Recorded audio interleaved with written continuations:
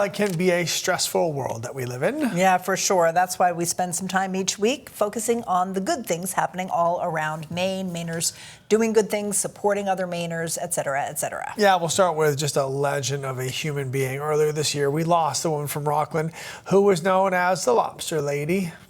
That's right. Over the weekend, lobster boat owners packed into Rockland Harbor to honor her. News Center Maine's Akua Deval has the story. Dozens of boats that lined Rockland Harbor Saturday carry more than lobstermen.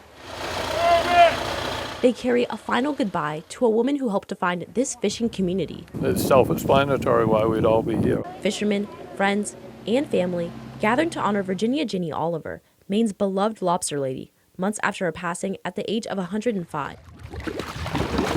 For generations, Oliver worked the waters off Rockland, becoming a symbol of Maine's fishing heritage and earning admiration far beyond the coast she called home. This is a good tribute, and I'm very pleased with all the boats who showed up. The parade, organized by the New England Fishermen's Stewardship Association, brought together those who knew her best and those inspired by her life spent on the water.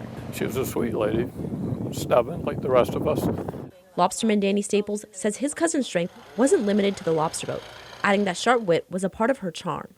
She wasn't afraid of anybody. She'd speak right up. She always spoke her mind. You never had to guess what was on her mind.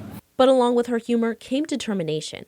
Long after most people retire, Oliver was still hauling traps, proving the water doesn't know age. She was really no nonsense, you know? She was the boss, and everybody fully understood that. Her story eventually reaching people around the world.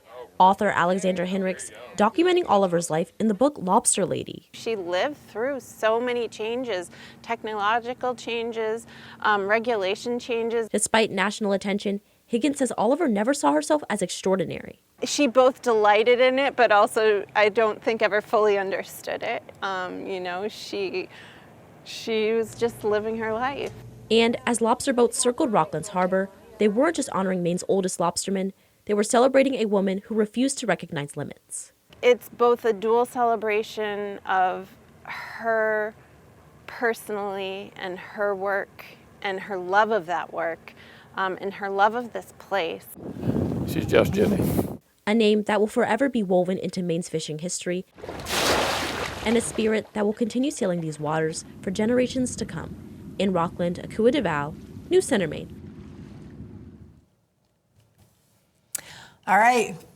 Just an amazing woman. And that story wasn't just locally popular. That story I remember getting picked up by affiliates all across the country. Oh, yeah. It was such a unique story. Yeah. So she got celebrated all around, as she should have been. As she should, exactly.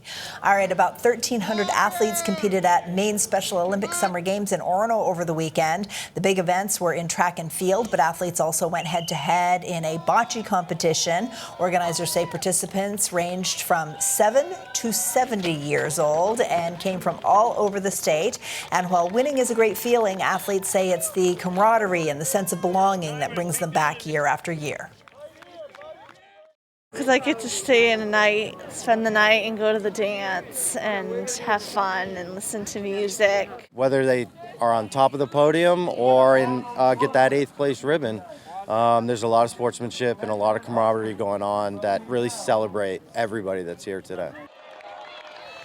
The State Summer Games is the largest Special Olympics competition in Maine. Organizers say it is entirely free for the athletes and their families thanks to generous donations and sponsors.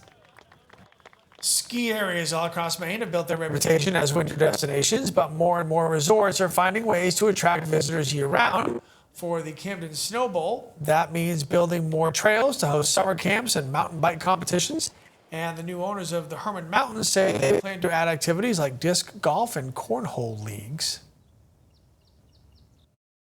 We want it to be a place that people are thinking about all the time and think, hey, what's going on over at Herman Mountain? You know, it's a place to maybe grab a hot dog and, you know, walk over to Jackson Beach and go fishing. We want to make sure we're not a burden on taxpayers, but still offering more activities and broadening our audience to more people to do different kinds of sports out here. The Camden Snow Bowl currently hosts free live music and fall chairlift rides as well, if you want to take part in that.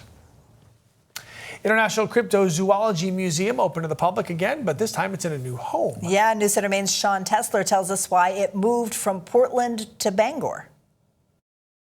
kind of a break from real life. Welcome to a new world where you were surrounded by unknown creatures. Bigfoot, Loch Ness Monster, sea serpents, Mothman. Director Lauren Coleman runs the International Cryptozoology Museum, which now has a larger home in Bangor. It's quite exciting to us to have so much room. We can spread out the exhibits. And filling the extra space took a lot of work. In the last 4 months, we moved everything up here from Portland. I've been waiting for them to come up from Portland since they announced it several years ago. Dean Beers loves cryptozoology so much, he volunteered to set up the exhibits for the past 3 months. When the opportunity came up to work here, it was just like awesome.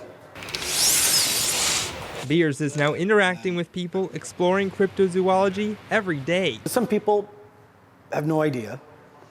Some people are like, oh yeah, this little sculpture right here is really cool. Michaela Nordstrom is visiting Bangor with her family and insisted they stop by and explore the museum. I think it's really cool. They have a lot of cool objects and artifacts here. She says she's been interested in cryptozoology since she was a kid. I grew up watching Scooby-Doo a lot, and it really made me enjoy these things. Even though the museum is open, Coleman says fans like Nordstrom can expect more in the future. We may be having some new things come in here. Don't want to give away the surprise. His goal is for Bangor to be the premier cryptozoology spot for the next 100 years. In the world of unknown creatures, Sean Tessler, News Center, Maine. And if you'd like to check it out, the museum is open every day from 10 in the morning until 6 in the evening. All right, that does it for this week's Plus Side. We're back with more right after this.